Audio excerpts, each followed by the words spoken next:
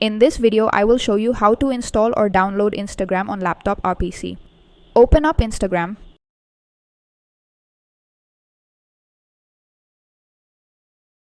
While in Instagram, go up to the search bar of your browser.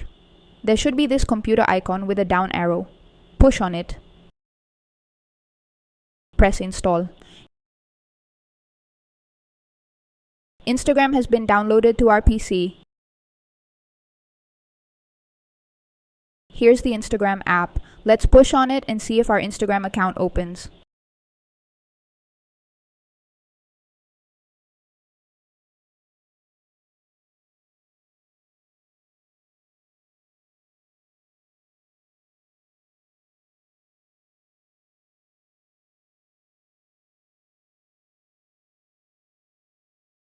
And that's how you do it, guys. How to install or download Instagram on laptop PC.